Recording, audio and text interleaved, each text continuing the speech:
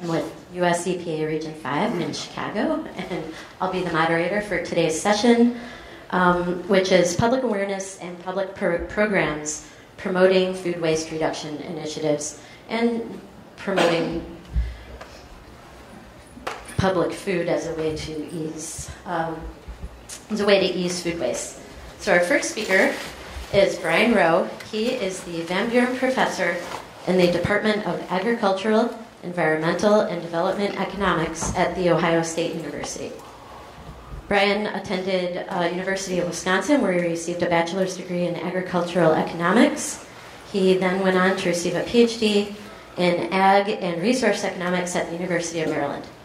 Before his employment at The Ohio State, Brian worked on policy issues surrounding food safety and health information disclosure as a staff fellow at the U.S. Food and Drug Administration in D.C.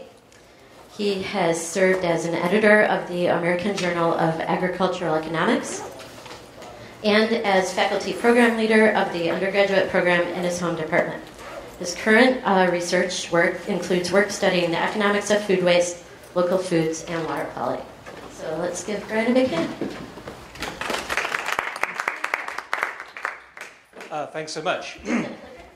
Oh, no, that would be useful. Yeah. So, I see it. Brilliant. So let's see if I can actually. Welcome. Glad you're all here. I think we are the bridge to keep you from crashing from the ice cream and to get you through to happy hour, so we will do our best to meet all the needs that you have here the next hour and a half. I get to kick it off. What I want to do with you is talk about some research that some of our group has been conducting over the past few years on food waste, focused on whether or not messaging and awareness can alter consumer food waste behavior. Motivation, we've all been well motivated today about food waste, and we all know the background. Awareness is interesting. And about 2 years ago, we did a survey of U.S. consumers. About half said that they were aware of food waste as an issue. That might have been up slightly from the year before when Ronnie Neff had done a similar question, and their awareness number was around 42%. So there seems to be medium, maybe increasing, perhaps flatlining as well. So given that there is scope for increased awareness, what information levers can we alter to actually change behavior concerning food loss, food waste, etc.?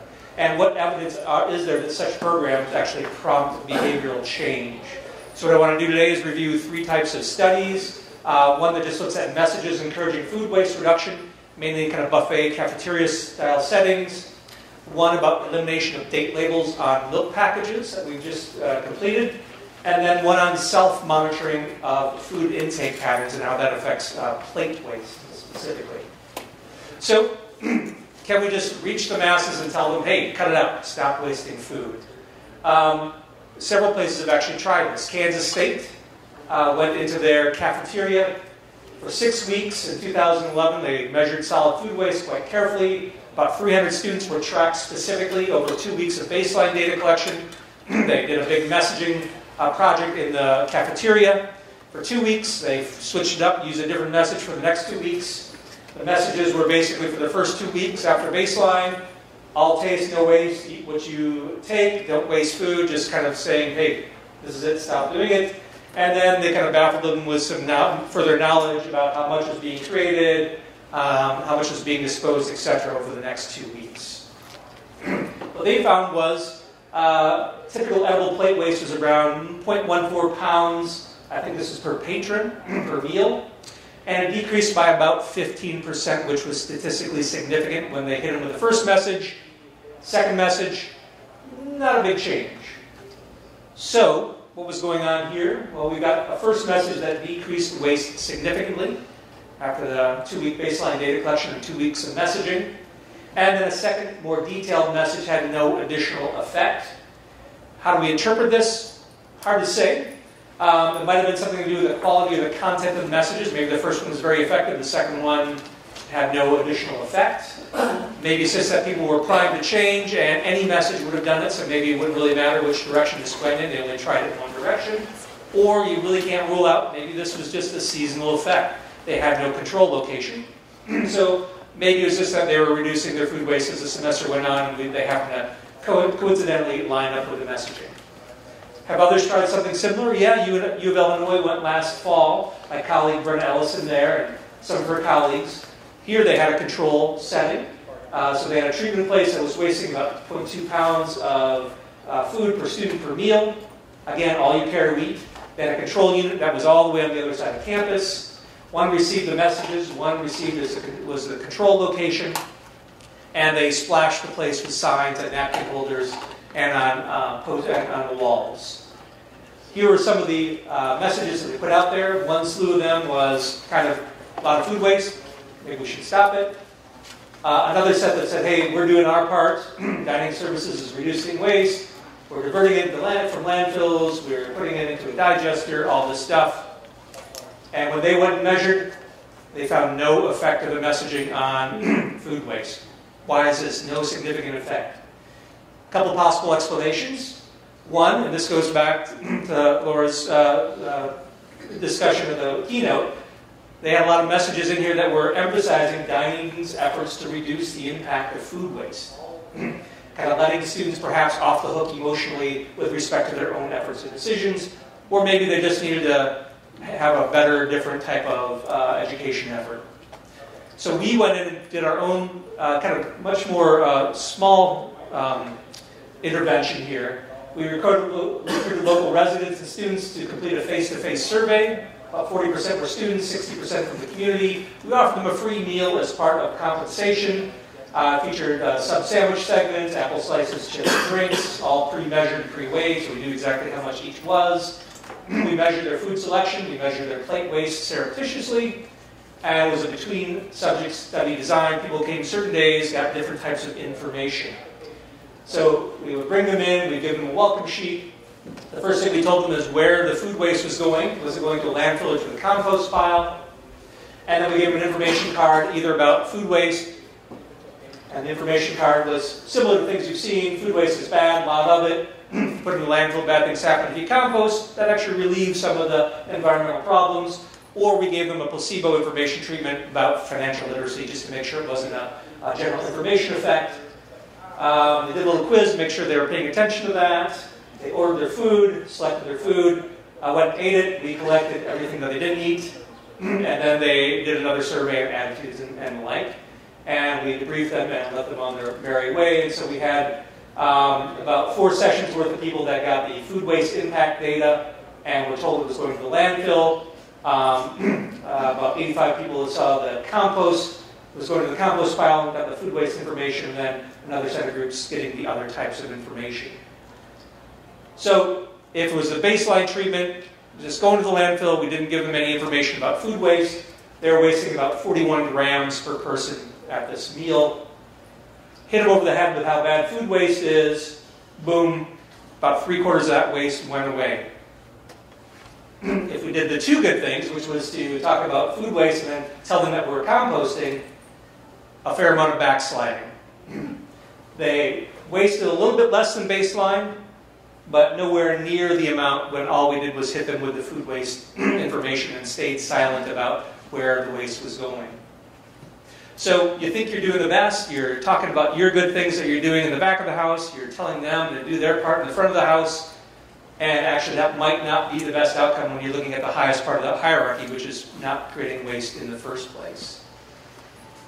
So our takeaway message here are, in terms of food service settings, maybe we need to avoid mixed messages to maximize reduction of food waste, emphasize potential for consumer action, and then maybe just stay silent about all the good stuff we're doing in the background, or else it might demotivate them or let them off the hook about their own efforts to reduce food waste.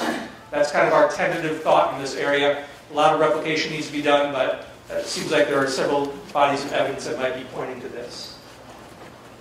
All right, date labels. A lot of talk about date labels. Session earlier this afternoon. This morning, some talk about date labels as well. We've heard all about date labels are confusing. Many people think that these are causing issues. Refed rates standardizing food date labels as being one of the most promising avenues for reducing food waste. We want to look at this specifically for milk. I think milk is, 12% of food waste according to USDA's measurements by waste in terms of the the food waste pie, if you will.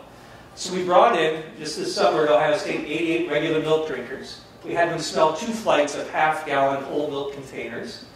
So there are 4 containers in each flight. One contained milk that was 15, 25, 30, and 40 days post-bottling. All containers had been continuously stored at 4 degrees centigrade. All the containers were open 2 days prior to the evaluation. Had about a third of the milk removed to make it look like it was something that would be sitting in your fridge. One flight had a sell-by date printed on it, as required by the manufacturer from whom we got it. Here in Ohio, it's 18 days is the magic day for this manufacturer. That means the youngest bottle was 3 days prior to the date, and the oldest one was 22 days past the date. The other flight, no label on it, no date label on it. Everything else was exactly the same, just pulled that date off of it. Order and flights of the presentation were all randomized to make sure it wasn't an order effect. And we asked them, would you keep or discard the milk if it were in their own fridge? What they did was they would smell the inside of their arm to kind of give them a baseline of their sensory perception, and then smell and look at the bottle, and then mark whether they would keep or toss, basically, if it was in their own fridge. So, how did that turn out? If it had a date label on it, what we have here is the intended discard, the percent of people intending discard. So at 15 and 25 days, interestingly enough, no big leap at the sell-by date. About 30%, just over 30% said that they would probably discard this milk, whether it was at 15 days or 25 days. Moderately surprising, but then once it got up to 30 and 40 days, boom, that jumped up to about 2/3 of the samples they said that they would intend to discard. What happens when you pull that date off? There's not a lot of rhyme or reason or relationship to the age of the milk and their intentions to discard. But on net, we're finding about 28% less intention to discard when you pull the date label off of the milk. So with the date label on there, across those 4 dates, about 50% of the milk was intended for discard. Without the date label, down to about 38%. That's about almost a 30% reduction in the intended discard for this particular batch of samples of milk. If you break that out between those that were post-date samples, for this state, or this manufacturer, it's 18 days. Post-date samples, about a 40% higher discard rate when the date was on it. But oddly enough, the in-date samples were more likely to get tossed if there was no date on it. So, remove date labels for milk. Is this an idea? It's an intriguing potential, but yet it's also problematic. Yes, our data is suggesting that you might be able to reduce discards of post-date milk, but you could also then increase the discards of in-date milk because people feel anchorless without a date on there, is I think how we're interpreting this. It would seem that consumers likely still want label guidance. And remember, date labels on food products came about because manufacturers were trying to satisfy the demands of consumers back in the 60s. I think it was Kroger in Cincinnati that first started putting dates on milk back in the 50s and 60s. So I think there is still some residual desire for a date on milk. Currently, we are testing kind of smart labels that display accumulated temperature abuse as an alternative to a date label, to see if that might be a better way to go that would give some guidance to consumers and yet maybe reduce the overall discard rate that is given because of the arbitrary date placed on these containers. All right. Third study that we're looking at, self-monitoring and plate waste. Here we're working with our collaborators at Pennington Biomedical Research Center at Louisiana State. They have this fantastic thing called the Smart Intake app. It does a great job of actually doing the nearly impossible, which is measuring people's food intake in their own homes, in their own home settings. We track all caloric intake over 6 days in free living conditions. We use this back end of this called the remote food photography method that estimated the quantities, calories, macronutrients, micronutrients of what they put on their plate, what they left on their plate, and then the difference is their food intake. They validated this by weighing people before and after, measuring their metabolism, and it got them within about plus or minus 4% of their actual calorie intake. No relationship to, for example, doesn't vary with their weight or their BMI, anything like that. So a very good method to do this. There was no under-eating by participants, and there wasn't a lot of people losing weight this time, so it looks like it's a very good way to do this. Basically, they're taking a picture of their plate. Everything gets sent wirelessly to the server. This is the screen they look at. They start their meal.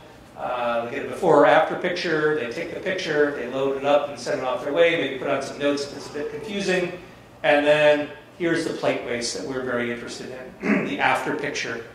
So this is not food waste. It is plate waste. Maybe some of this was actually saved for leftovers and eaten later. We don't know that. But it is at least a baby step in the direction of understanding food waste in the household using a very rigorous measurement methodology. Here's the punchline. This is the fraction of food that was left as plate waste as the days of the trial went on. So when people signed up for this, this was not about food waste, this was not about plate waste, it wasn't really even about food intake, it was mainly about testing out this app and understanding people's food behavior. So it wasn't like we were badgering them about food waste. So what we saw, though, is a pretty systematic decline in food waste from day 1 down through day 6 in terms of the waste that they left on their plate. Going from about 5% of plate waste on day 1 all the way down to about 2% of plate waste on day 6. So even though there were no instructions focused on food waste, and the plate waste declined with app use over this time period. So this suggests to us that even indirect efforts to make waste salient to consumers may induce reduction in behavior. Now, will this translate to those other food waste sources? The Sunday night fridge purge, the over-purchasing, the lack of planning? That's a very open question. But at least with respect to plate waste, this seems to be some very intriguing initial evidence along those lines. Now, we're currently working with Pennington to develop an app that's going to be more comprehensive and measure prep waste, purges of stored waste, and that'll be able to get the amount, the nutrient content, the destination, and the reason for waste, and then also to get the food acquisition source and the cost along with that. Got a USDA grant right now that we're working on, and we're in alpha version, build 11. We're hoping that we'll have the beta version here by the end of the month, and we're really looking forward to taking that out to the field to see if we can get food waste measurement in situ in households, hopefully with a similar degree of accuracy as they've done for the food intake. So, take-home messages. Consumers, it would seem, can potentially learn to waste less. Maybe some key points to think about. Avoiding mixed messages and focusing on consumer action to reduce waste. And though it's tempting for food service and other areas to kind of promote their green actions and show that they're doing their part, if it undermines the motivation for consumers to do their part, maybe it's best to keep silent, at least something to test further. Reforming date labels for milk. Intriguing possibility, but will likely require additional innovation and education effort, but could help consumers discard less milk. And then apps or other interventions that increase attention to food handling and intake decisions may help draw attention to plate waste, maybe other sources of food waste, and then lead to reductions. And then I'll note our research partners here, Danny C. at Ohio State, Denny Heldon in food science, David Finney in food science, Chris Simons in food science, and then our group at Pennington Biomedical, Corby, John, and Ray, and then references here as well. We have Kristina McDonough. She is the Community Transformation Consultant at the Scott County Health Department and has been involved with the Food Rescue Partnership since its onset in 2013. The Health Department initially collected data on 124 food system indicators and was the leading organization to assist the original work group of stakeholders in narrowing the focus to the percentage of food waste and food system indicator in developing a community improvement action plan.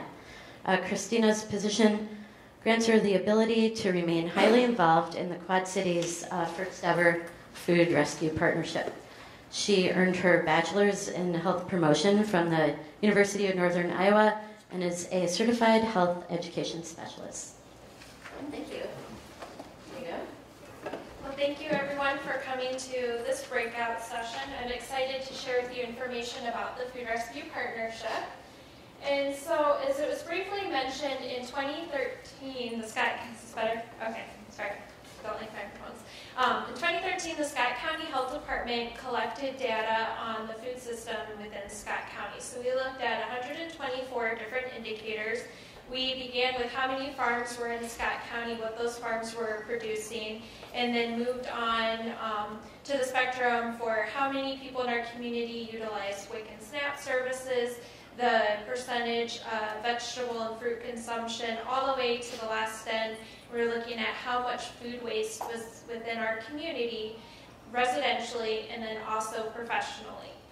And so from there, the Scott County Health Department engaged our community members. So we had a lot of partners in the Quad Cities that we were already affiliated with, and we invited them and a few others that we didn't normally collaborate with that we thought might be interested in this food system assessment and the data we collected. And so from there, we went through each of the indicators and we ranked them. We gave them different priorities. We gave them different strengths for what we thought we could actually make an impact on. And from there, we narrowed it down to one indicator, which was our food waste, and we looked at the commercial level. And so from there, we really utilized a lot of our stakeholder resources. So it wasn't something that was strictly a Scott County Health Department initiative. We began to grow. And so as you can see, our stakeholders represent a very diverse group of people in our community. So we have those affiliate agencies that accept the donations, the nonprofit hunger relief agencies. We have few restaurants in the community, and then we also have a lot of people that are environmentally focused on impacting food waste. And so from there, we also elected a board. And so Pete Vogel is a community member. He's very passionate about food rescue, and his father actually funded Riverbend Food Bank, which is a Feeding America in the Quad Cities, and he is actually the one that is working the Food Rescue Partnership table. Liz Hogan is from the Quad Cities Food Hub, and you will get to hear about all the initiatives that they have going on during the lightning round tomorrow. I'm going to explain a lot more about the health department involvement, but then our treasurer is Riverbend Food Bank.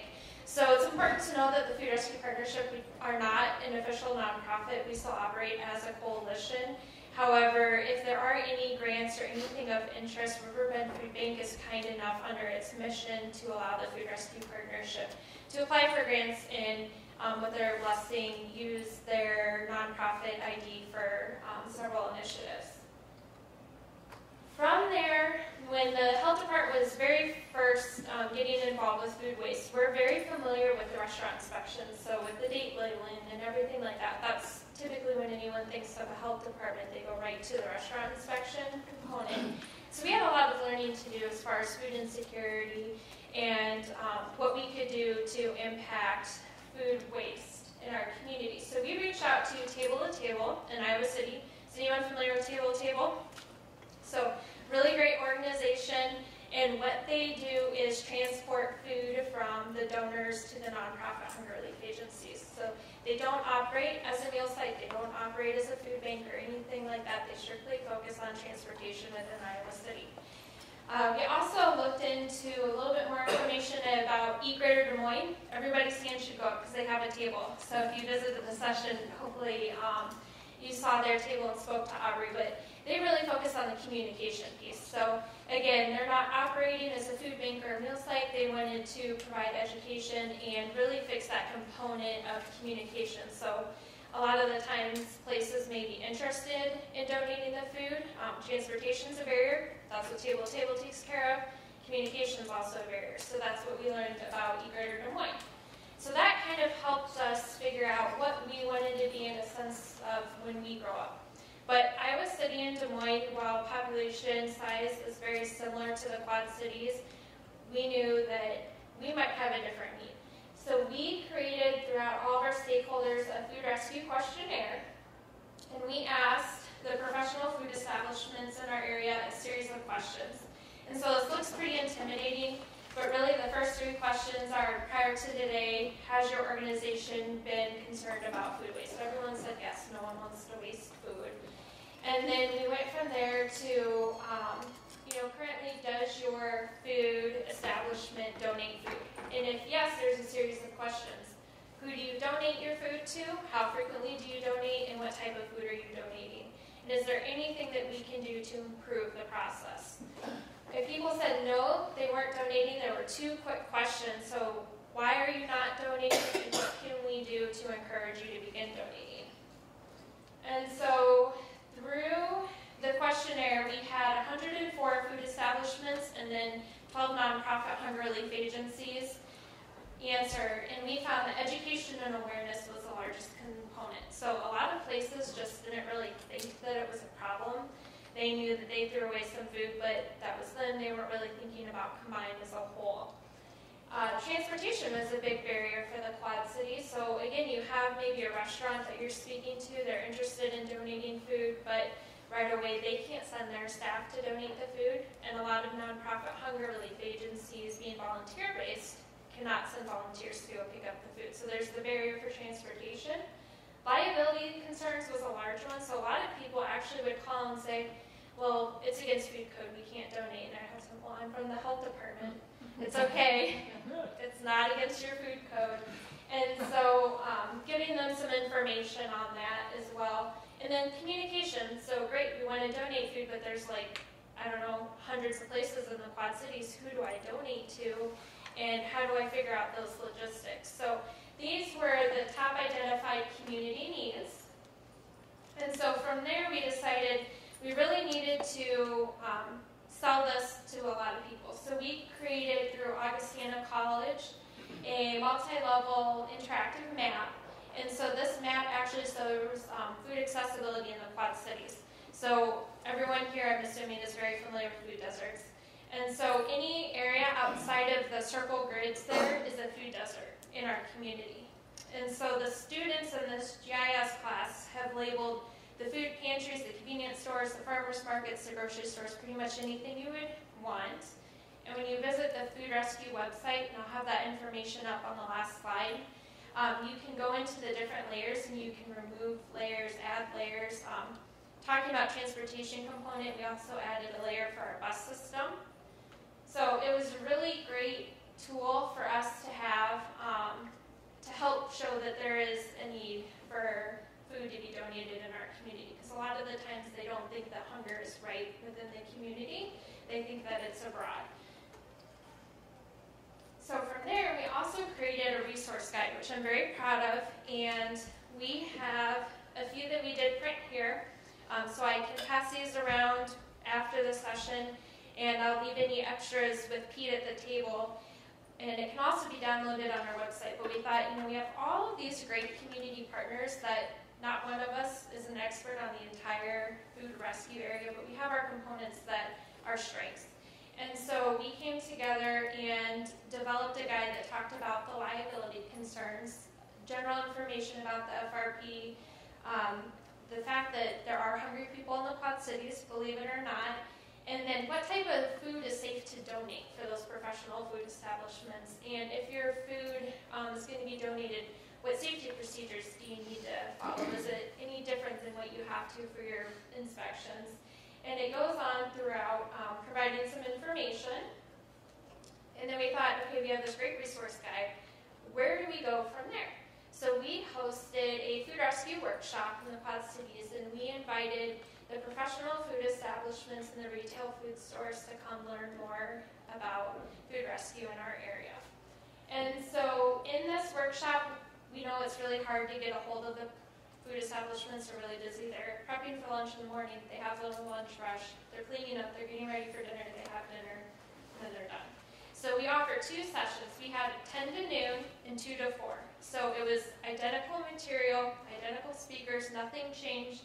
You just picked what time slot worked for you. And I'd say we averaged probably 15 to 20 people in each session, which was a really decent turnout for something that was put together by a variety of organizations, and the fact that operating budgets was really all in kind. So So we didn't have a big budget for marketing or anything like that. It was all done through word of mouth. And so we had 2 panels. The first panel was Table to Table, Eat Greater Des Moines, Riverbend Food Bank of Feeding America, and then I spoke on behalf of the Food Rescue Partnership and what we were trying to do. The second panel, we set up matches. So we always call matchmaking when you get a restaurant compared with a nonprofit hunger relief agency.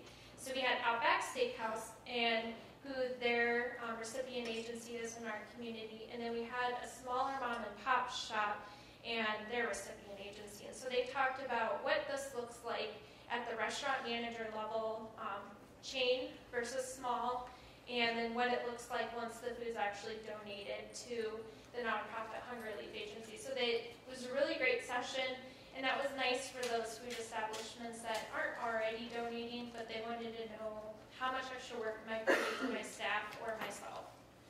We also had a lot of our partners set up tables to provide additional information.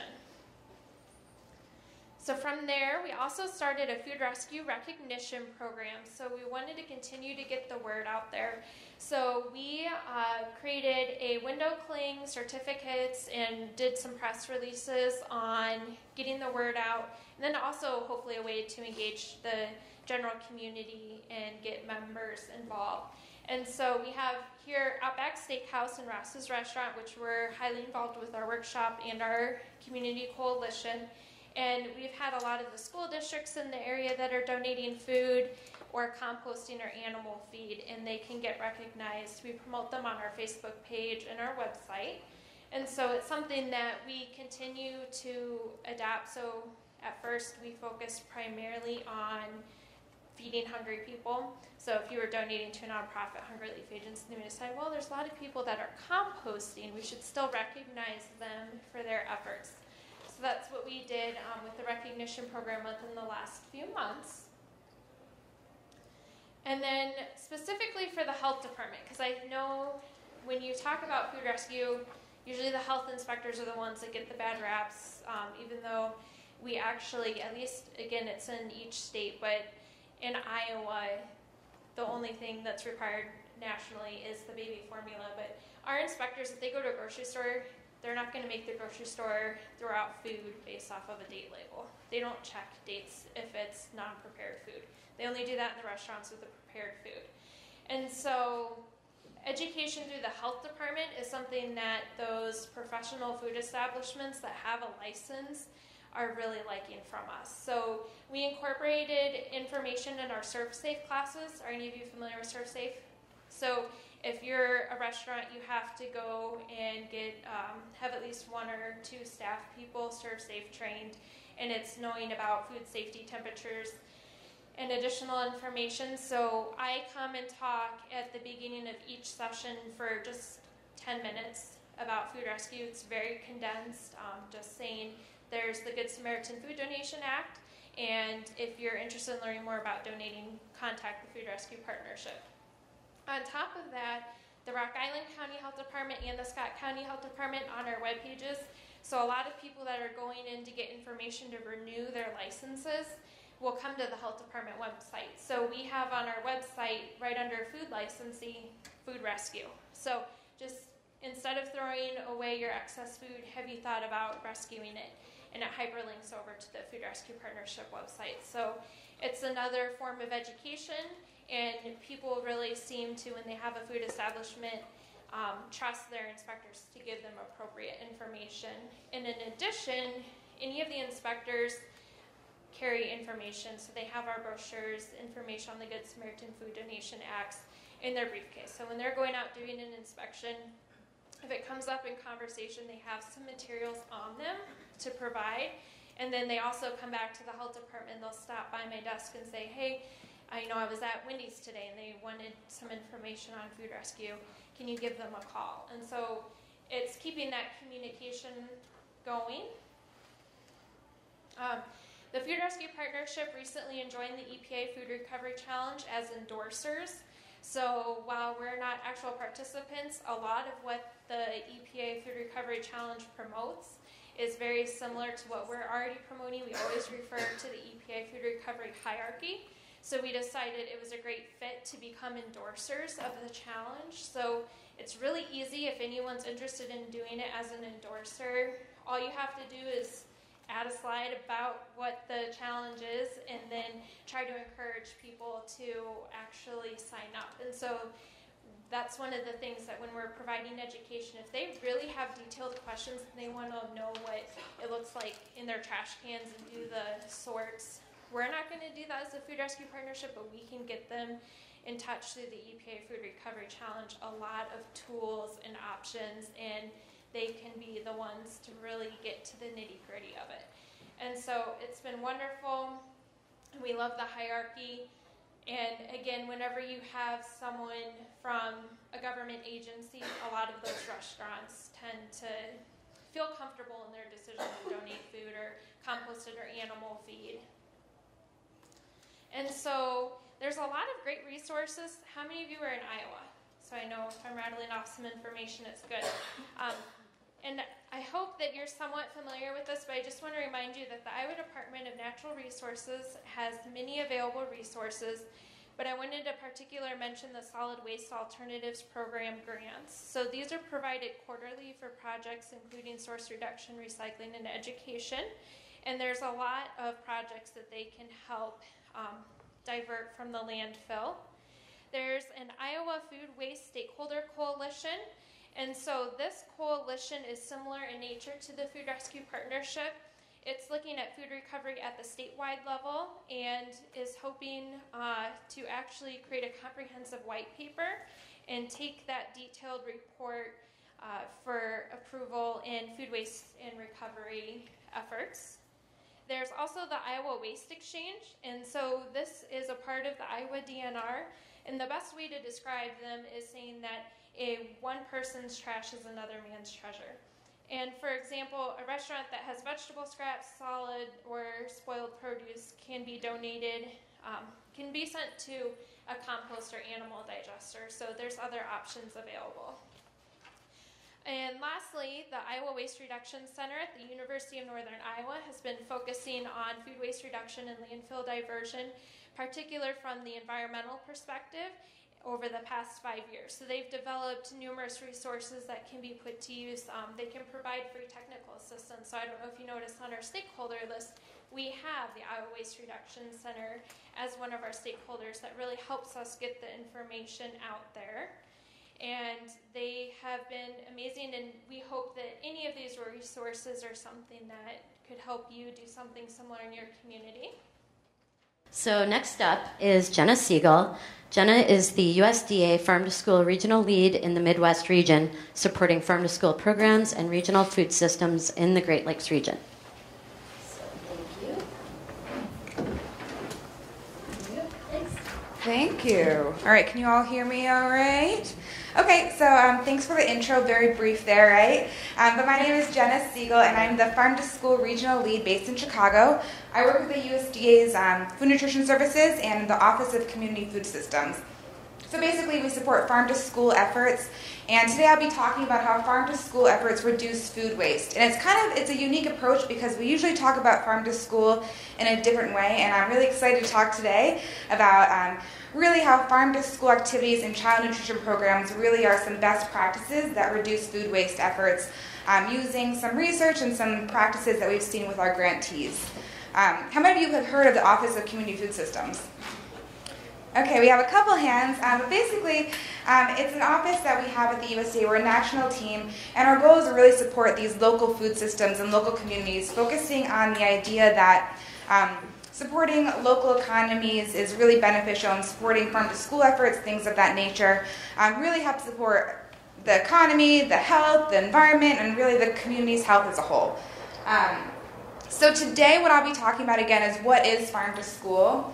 Talking about how farm-to-school efforts really do reduce food waste in schools, and focusing on specific examples from our farm-to-school grant program, so you can see some things that have happened throughout our region.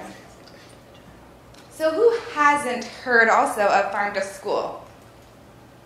Okay, that's great. So everyone is pretty well versed in that. Sometimes you go into a room, people have no idea. But basically, Farm to School is focused on getting local food into school cafeterias. And it's not just in the cafeteria itself, it's really kind of that full-on approach. And anyone can be doing Farm to School if you take different pieces of it, but a comprehensive Farm to School program really kind of integrates it throughout the whole school environment. So it'll be in the cafeteria, there could be some in-class taste tests, there will be on-farm visits, a farmer may come in, and then there's also education in the classroom. And that could be nutrition education, agriculture education, or really what is really exciting to see too is where it's really being integrated throughout the curriculum. So social studies, history, things like that. So really focusing on how the impacts of food in all of the disciplines at the school level. So our Farm to School program at the USDA was established through the Healthy HungerFree Kids Act of 2010. And so it's really three main tenets, three main parts of it. The first was to create a grant program and get out funding to to improve access to local food for schools. The second is to provide training and technical assistance on how to improve access to those schools and really understand those best practices in terms of local procurement. And then share research and data on existing programs. So that's what I'm here doing today, really sharing all of those ideas. And some of you may have seen this slide earlier, but I think it's a great example of what some of those changes that also happen with the Healthy Hunger for Kids Act. This is not that typical school lunch tray that you see or people talk about online or you kind of picture in your head when you think about the National School Lunch Program. Really I'll kind of do a different perspective on it, but the main thing that people do hear about this act as well were the changes to the school lunch program in terms of really increasing the amount of fruits and vegetables that are being served, changing caloric restrictions in different quantities for different age groups, more whole grains, more vegetables, beans being counted as proteins, a lot of big changes. But what I think is really cool about this picture too is it's really showing what a farm to school meal can look like. So you see, I'm going to say this wrong, I think those are turnips, right? Turnips? With the red in the middle? Yeah, I think those are turnips. But again, this is like, there's all these colors, and that was a big change of the school lunch program, was that it's not just focused on more fruits and vegetables, it's a variety of colors. And farm to school programs really make that tray look really awesome and exciting. And we may see this, and we're saying, like, that's a really great looking tray, but for a child, some of us don't even know what that is, right? And to get them to be excited about eating this beautiful, vibrant tray without giving it that education piece, it really might not have that impact. So farm to school efforts really focus on that educational piece so that when you give this beautiful looking tray to a student, they know where it comes from, they understand why it's important to eat that food, and they're actually going to eat it without reducing waste. So do farm to school programs help meet the new meal requirements? Without wasting food? That's kind of the big question I'm going to be just kind of going back to over and over in the next 15, 20-ish minutes or so. But as some of you may have seen earlier too, there has been research that has shown that these new meal pattern changes from the Healthy Hunger for Kids Act didn't actually lead to more food waste. So lots of research out there, a lot of work being done into school meals has shown that, number one, there hasn't been increased food waste as a result of these changes. Number two, we also, every 2 years, our Office of Community Food Systems puts out a farm to school census, where it's a self-reported survey of different school districts throughout the country where they volunteer to provide information on their purchasing habits and what they do in terms of farm to school. And so of about 4,000 districts that did submit information into the census, 76% of the respondents followed some of these main things. And just noting, the first one up here is that 18% of those districts who participate in farm-to-school programs saw reduced food waste as a result of these farm-to-school activities, whether it was comprehensive or just a bit of all those pieces that I mentioned before. They also saw lower school meal program costs, a lot of that because they're getting more efficient in purchasing, they're buying in seasons, they're getting better prices on produce, things of that nature. Also, greater acceptance of the new meal patterns. So again, you can see a plate that might meet all the requirements, but it's not going to necessarily look really vibrant like that and really showcase those really unique, cool varieties that are in a certain region or you can only kind of get locally. It also leads to increased meal participation because as the community support grows, as you can see, 39% saw greater community support for having these farm-to-school programs. It really gets parents and communities excited where they know, even administrators in the school district will start buying more meals because the quality of this food is really going up. and they know what they're buying into, and they know what they're supporting. So how exactly do farm-to-school activities reduce waste? Now is where I'll kind of go through some of those examples from our grantees that we've seen. So as I mentioned again, the core thing here that I want to stress, and I think that you're probably all going to catch on to this by end, and you'll all be like, yes, farm-to-school reduces food waste and really supports this idea. But you can't just give local food on a menu and support the local economy and expect it to have an impact on the community and those children and their eating behaviors if you don't educate them on where it comes from and all those other components. So if you just are buying from a local farm, that's great. You're supporting that local farm. You're supporting the economy, but it won't create those long-lasting impacts and the behavioral change you're trying to see at the school level. So food education paired with that local food on the menu is super important to make sure that these programs have that impact. So in the school setting, just go through some examples of how farm-to-school programs, again, really support this. Oopsie. Okay.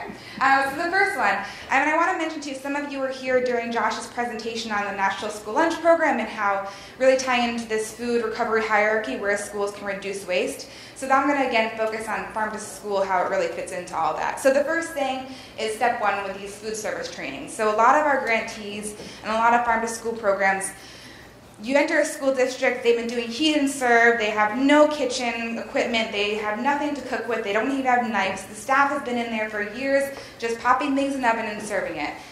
They've never seen from a farm, they don't have strong culinary school skills, and there's a lot of hesitancy when you start a farm-to-school program because of that, because it's a new skill, it's not in their contracts, they don't know how to do this.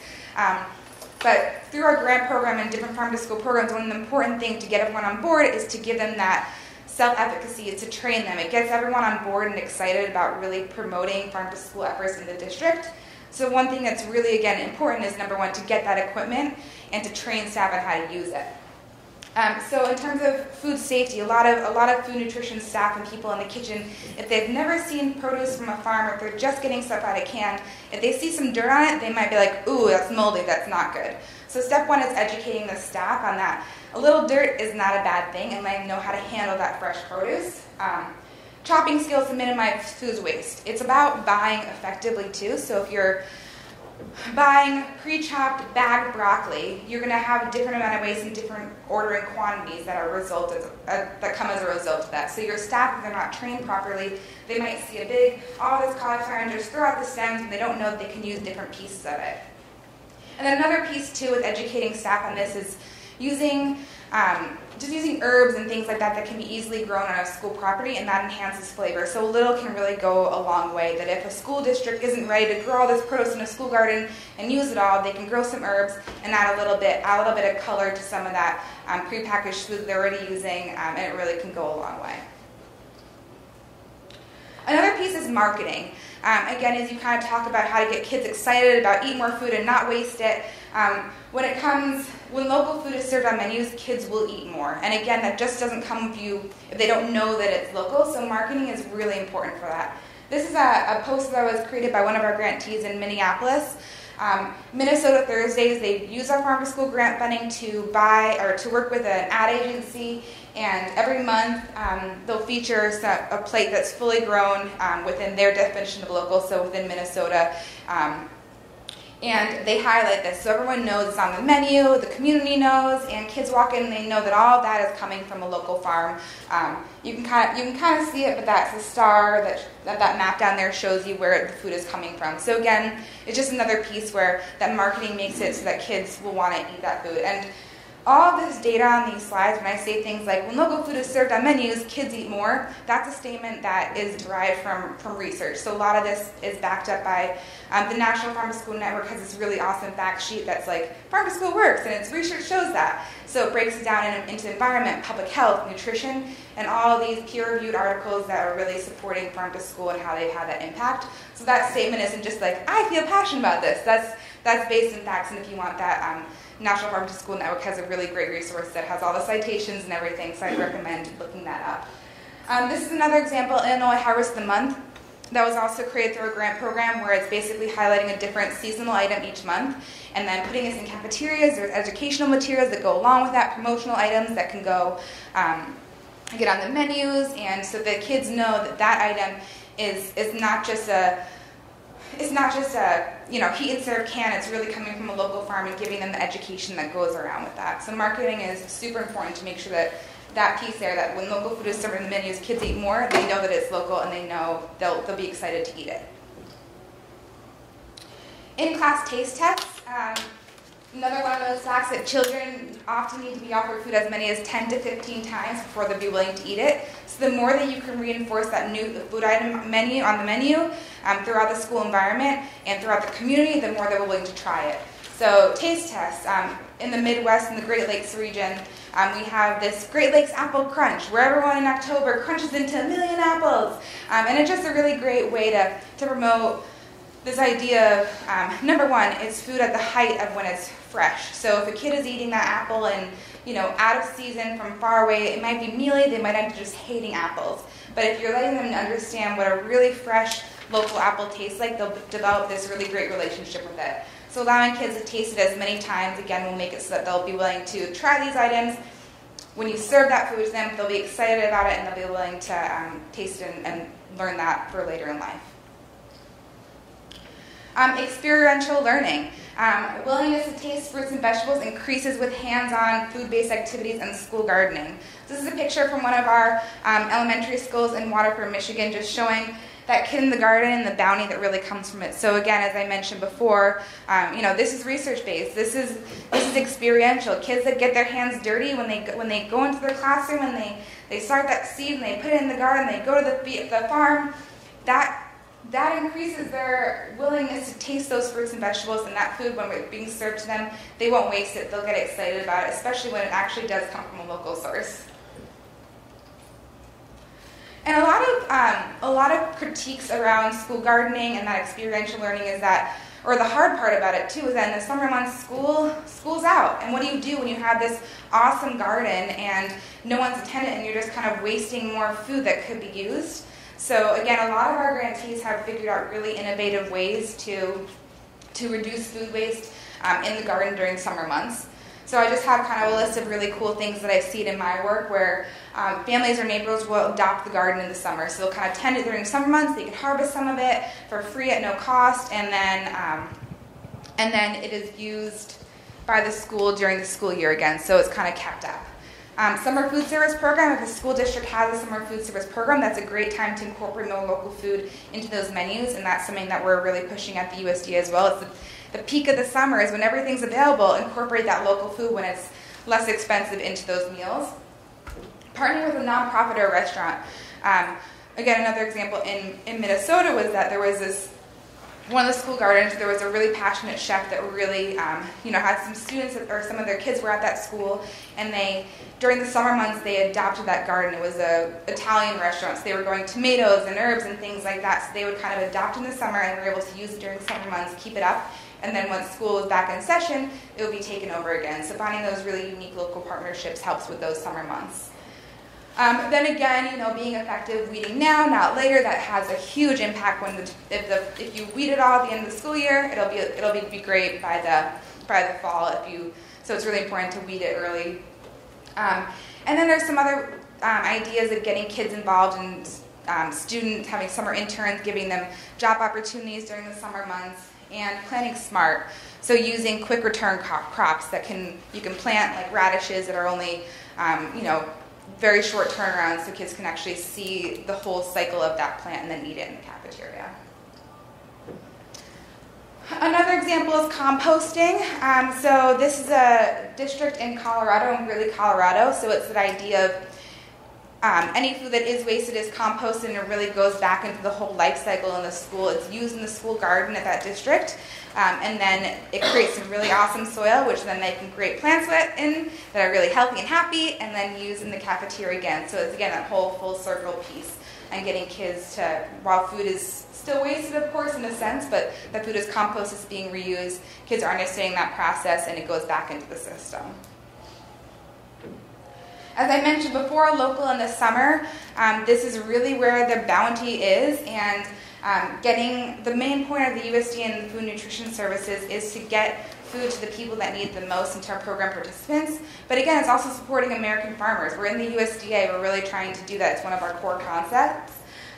And this is just a beautiful, again, one of our grantees who in the summer months, they include this in their summer meal program. And they give this food away for free as well, and it's just a really great opportunity to get kids to try food that they've never seen before, and give it to them in a way that is at the school. It's all funded through the school meal program, and they can have access to food they would not see in their homes. Another piece that we really see a lot in the Midwest, and I think is a really great opportunity for expansion and that people are really getting a lot of momentum, is preserving the harvest. So this is a district in Missouri where students, again, have education opportunities where they can learn some skills, culinary skills in the kitchen. They help design menus. And then in the summer months, at the beginning of the school year, they freeze and preserve those items that are grown. So I've seen districts, Green Bay area public schools, they do like a mirepoix where they'll freeze all like carrots and onions, and they'll chop it all up, have these big preserving days where everyone kind of comes in a couple of days and just busts it out in the kitchen, and can freeze that and use it throughout the year. Tomato sauce, veggie blends. I saw a school district in Minnesota that they do these freezer pickles where they actually do the same, a pickle recipe, and they just put it in plastic bags in the freezer, and they can serve those year-round. I haven't tasted it, but they swear they taste just like regular pickles. So it's just another great way to really preserve the harvest, give skills, not waste that food, and end up saving costs for the school as a whole. And another piece is that starting early, we have our child and adult care food program, and the research has shown that exposure to local foods makes them, even at the youngest age, makes them more willing to try those foods, and it has a greater impact with them when they're a little bit older. So starting early can really have an impact.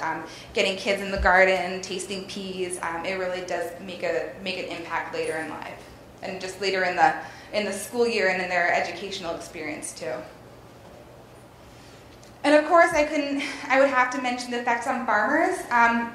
Schools are a great market for farmers for a lot of their crops they don't have an opportunity to sell to. So they're seconds, those kind of weird-looking produce items. If a school district understands the food market, they can get a better deal. So they don't have to get those perfect carrots if they're just chopping it up and serving it in a mixture. They're not going to serve it in the veggie line. If they're just chopping up, it's okay to get a different product that doesn't quite look so perfect. Smaller items. This is a farm in Ohio. They work with one of our grantees in Cuyahoga County, and through the work that they did together, they were able to find a market for their smaller apples that they couldn't sell anywhere else. And that's a great size for those younger kids. That one small apple is the perfect size for an elementary school student that meets the meal requirements. And now this farm was able to grow and expand, and they actually are selling through larger markets and are more institutionalized as a result of these efforts. So it also helps with a farmer being able to plan forward contracting. Gleaning projects have happened too, where a farmer just isn't cost effective to harvest all those items in the field. They kind of reach that point where if they keep harvesting, it costs too much. And volunteers can come in and harvest and then use that produce in the schools. And again, schools, of course, can accept donated food. But we really like to talk about the fact that the school can kind of come to a really good agreement with the farm, that they can give them a really good deal. If the farm has a big bumper crop, they can't sell it anywhere, and then they can get a really good deal to the school, and they can get that as a great opportunity to sell that later on. So again, just like in terms of plate waste as a whole, we really recommend taste tests to introduce new foods, creative marketing, fresh salad bars, smart lunchroom ideas, and Farm to School just inherently does all of this. So it's just great marketing effort that supports the local economy and also reduces food waste efforts and gets kids excited about what they're being served. So willingness to try new foods, increase consumption of fruits and vegetables, improve knowledge and awareness around agriculture and healthy eating, reduce food waste of local food both on the production side as well as plate waste, and decrease overall food waste due to these Farm to School activities. So that's lots of happy kids. And again, just kind of wrapping up here, just want to let you know some of our resources. If you go to our website, just again, you can kind of Google USDA Farm to School Census. You can find information about your state, your region, your districts nearby, and you can see whether or not they're participating in these programs and get them some tools that we have. We also have a Farm to School grant program, and it's throughout the country. We award grantees. The next request for applications will be going out sometime this month if all goes as planned. So again, we grant these to school districts, nonprofits, nonprofit farm-based organizations and food hubs, so tribal organizations as well. So it's a really great opportunity. Again, the idea is to increase that participation in school meal programs, but there's so many other added benefits that can really support all of your organizations and the missions that I'm sure you all are passionate about. We have tons of fact sheets showing you how to do this. This idea of farm to school and food waste doesn't exist yet, but maybe we can create a fact sheet moving forward on how to really articulate some of these ideas. And then, so I'm the Farm to School Region Lead, again, for the Midwest region. That's a little bit different from what you might think when you hear Midwest. So Andrea Northup is our other Mountain Plains Regional Lead. She's based in Colorado, so she has a lot of your states as well. So again, this is pretty easy to find our contact information. Just look up USDA Farm to School Program, and we're up there. And we're very responsive. We like to get out and visit people and get on the ground. And if you have any questions about our grant program or how to really get this started, feel free to reach out to any of us. National office staff as well to support you all. And we also, if you want to get up to date on any of these things, we have a newsletter that you can subscribe to, so it'll actually, any the kind of best practices, we highlight lots of our grantee stories, resources that are happening nationally, and then that's where you'll get the most up-to-date information about the grant program too. So it'll just send you that bi-weekly newsletter, and if you just take a look at it, and we'll give updates about that as well. So that's it. There's my contact information. And that's all I have for you today. Thank you. We're going to take questions now. I want to recap. We heard from Brian and how his work engages the public and looks at how you can alter the public's behavior in order to reduce wasted food. And we heard how Scott County is engaging the commercial sector in order to encourage donations. And we heard from Jenna, who talked about engaging schools in hopes that students that eat healthier can lead to wasting less. So if anyone has questions for anyone up here? No? Questions? Okay, well, I have some. Because we did have a wide variety of presentations today. I have a question for Brian first. Have you found any barriers to the app you're developing, like during the development? Have there been any barriers to maybe it being rolled out to the public, or is it something that you see something used more by local governments? Yeah, I think the app will. Yeah. Sorry. No worries.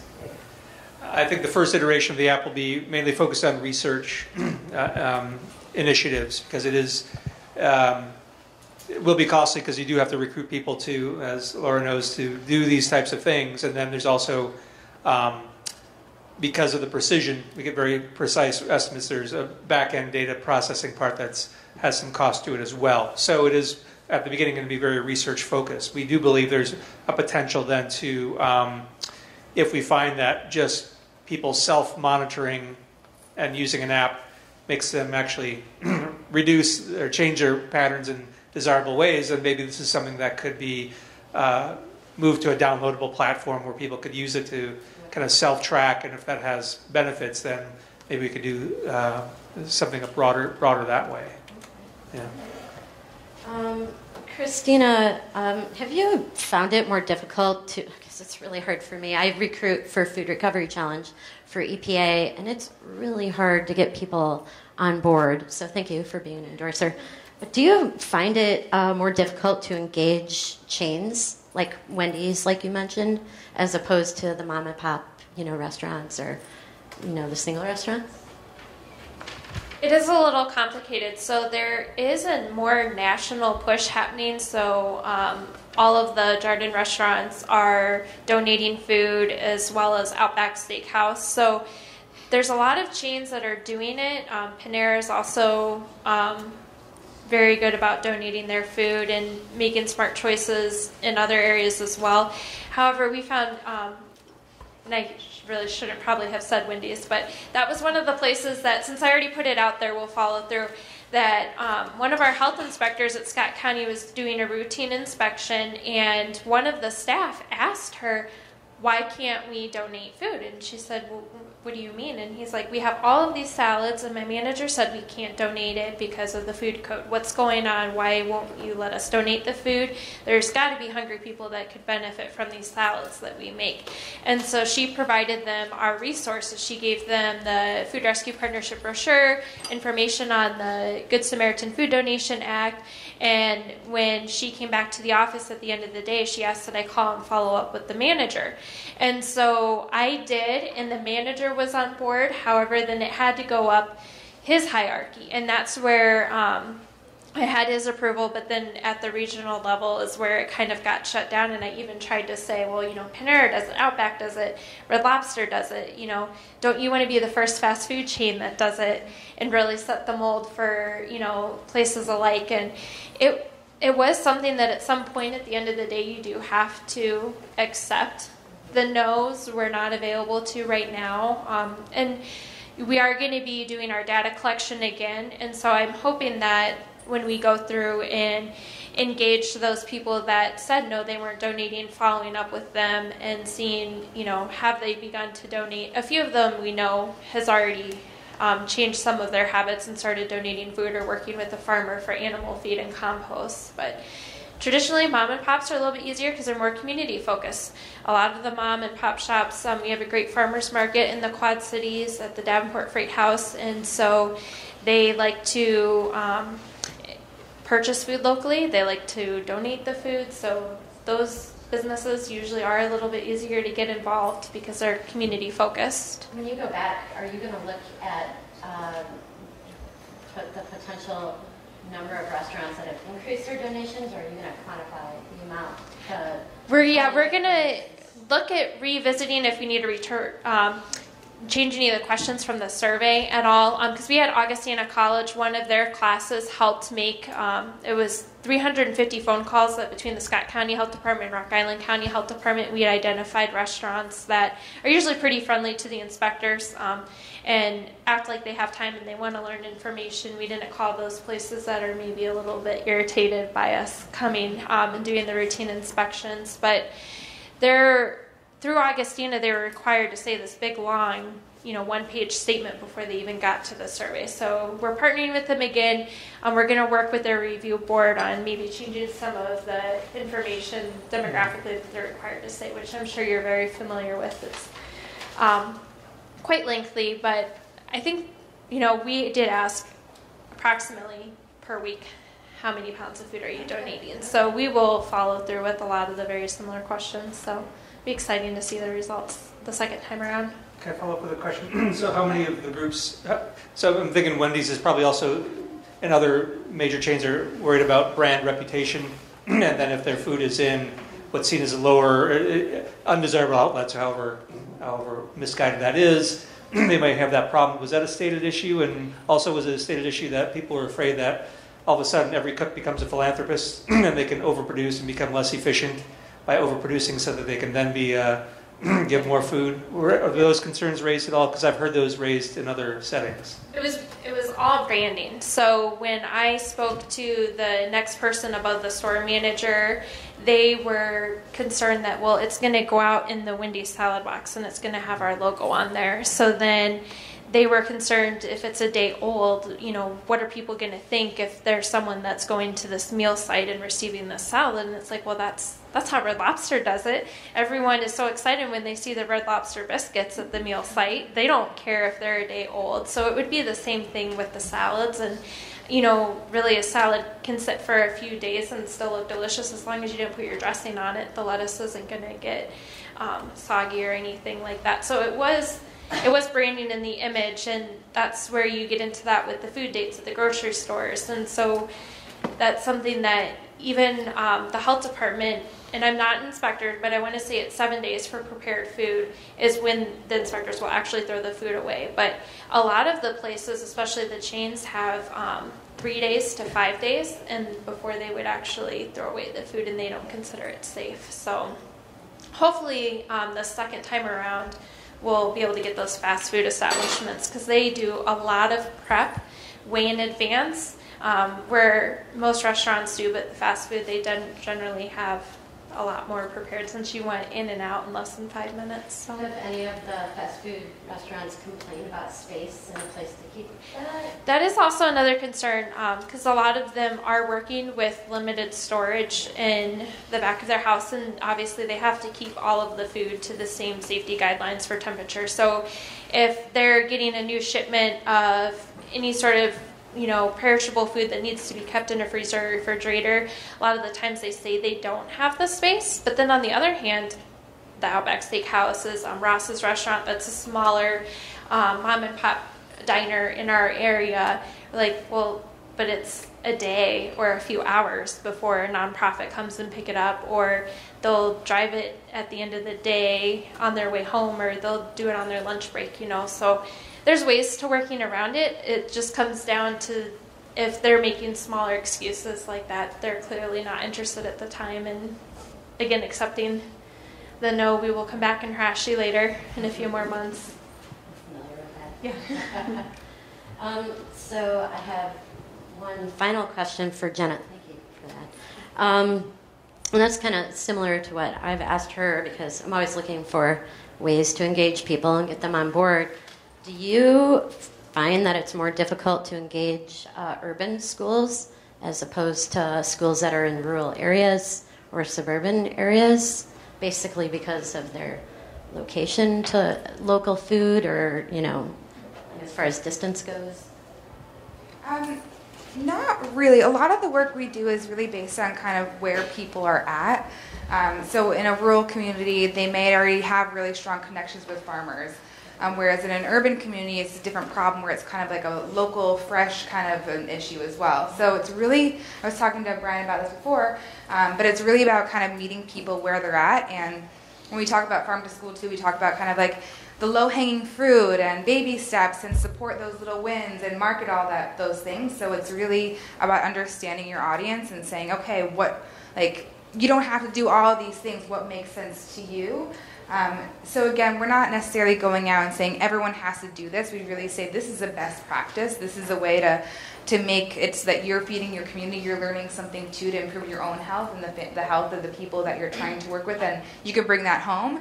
And really, again, kind of meeting, at least my approach has always been kind of going to a community and saying, kind of, where are you? What would you want to do? What makes sense to you? And I'm not going to twist anyone's arms and be like, well, you need to be buying local food and supporting farm to school. It's like, well, you actually already, what are you doing now? What are you doing well? Where's your milk coming from? Do you have a school garden? Do you have anyone that's super passionate about it? Do you have some farm to school champions who are willing to bring some of this on? What are your partners doing?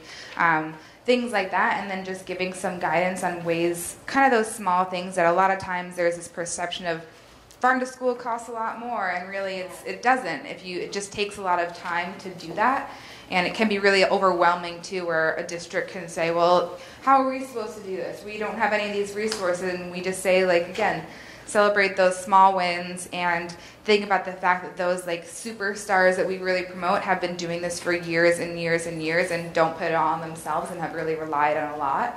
And also recognizing that we've come a long way and there's so many tools out there. So we always say don't reinvent the wheel and all that kind of stuff, which I'm sure all of us in nonprofits have heard of before, but just really relying on the communities around you to build those partnerships and think about how you can kind of do it from all angles. So again, we probably have some sort of data on kind of where they're distributed, but in terms of our grant program itself, we definitely try to target different areas, rural, urban, and suburban, and do it kind of geographically as well. And there's not necessarily those trends. Yeah. Well, go ahead. You can finish what you're saying, but I do have a question. Yeah, I think that I was going to probably just keep talking on. I got to keep going. We actually did some detailed analysis of the 2013 Farm to School Census and found that actually urban districts were quite likely to adopt, and that adoption happened. The more recent adopters are less tied to having a lot of food produced right near their school, and it was more that they had others near them who had previously adopted. So there definitely is some learning effect going on where schools will see somebody in their county or nearby county that has done it, and seems to be that they're then finding the resources helping, getting advice perhaps from others who help them get through that. Yeah, and I'd add too that some of those districts too that are in the rural communities are just kind of doing it. Yeah. So it's not like they just like, they're smaller. It's kind of easier to buy from that local farm, or they have an FFA chapter, so they're just kind of, they don't need that extra support. It's just kind of normal, and they're not like, why do we have to market this? This is just what we do. Or like, we also don't want to be above the radar, because what if we're not following all the federal procurement laws, right, and things like that. So I think it could just be a there's also some issues with the census, in that it is all self-reported data. So ways for us to really work on, we're trying to make that more accurate and get better data as well.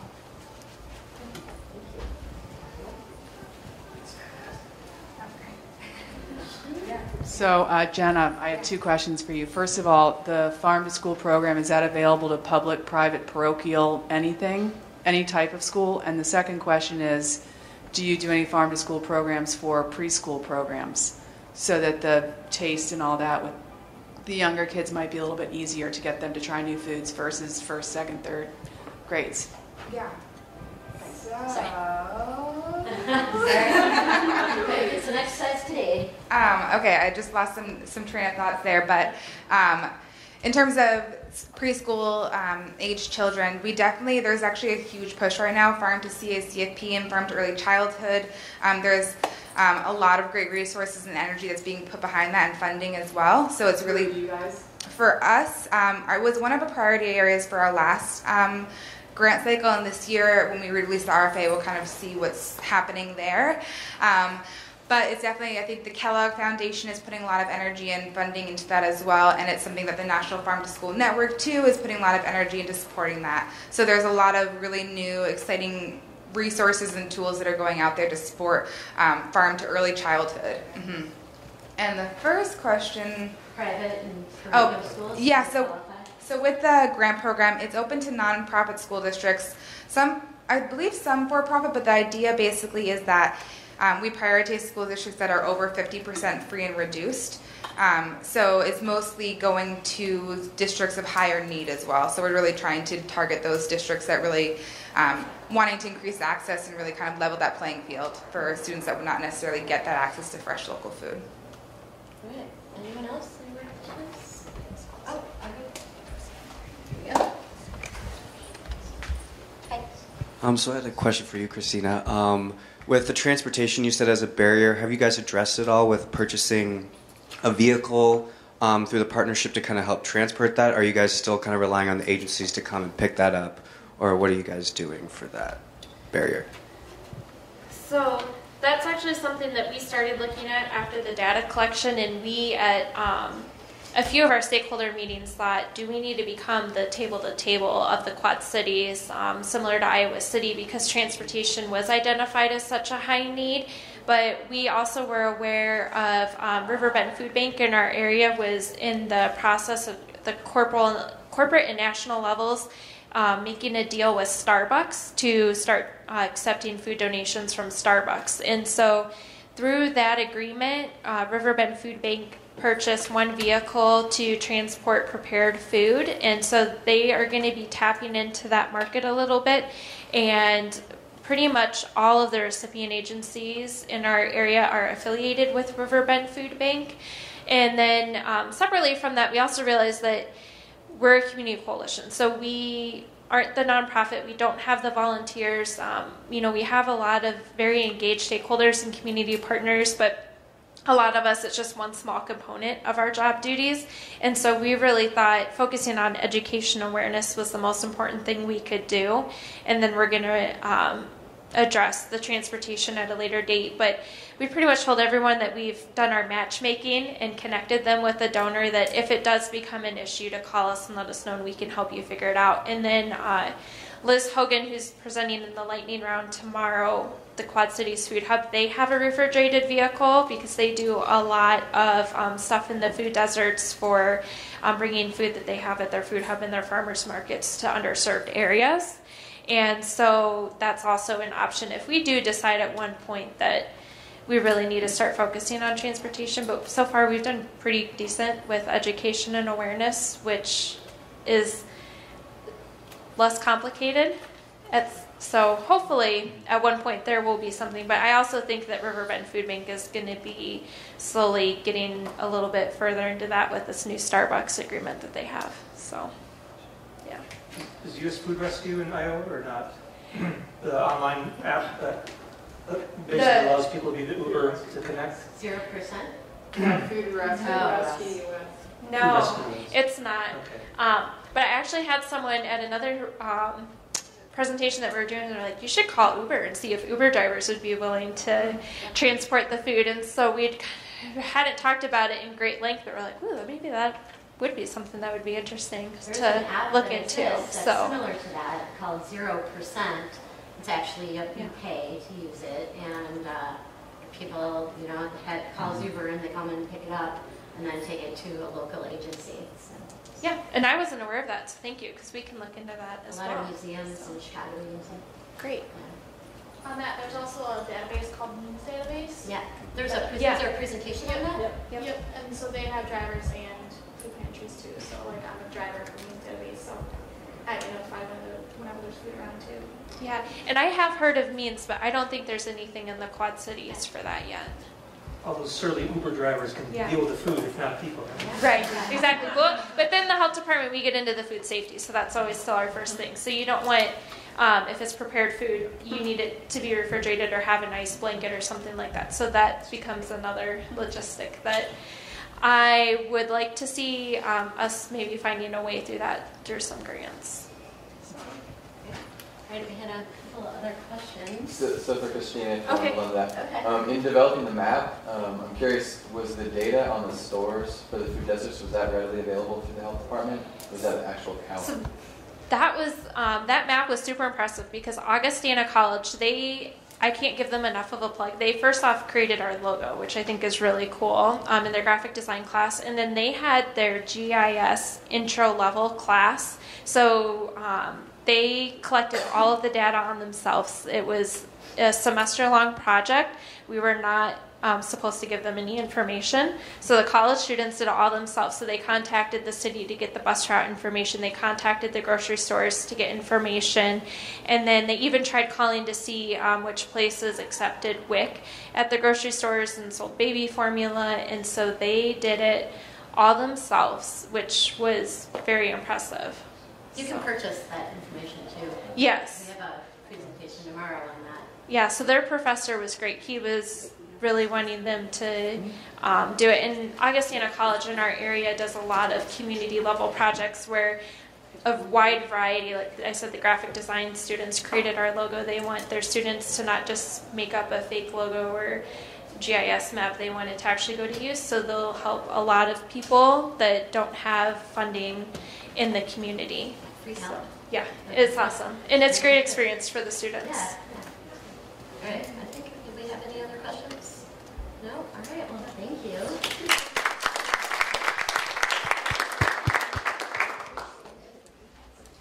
Thank you.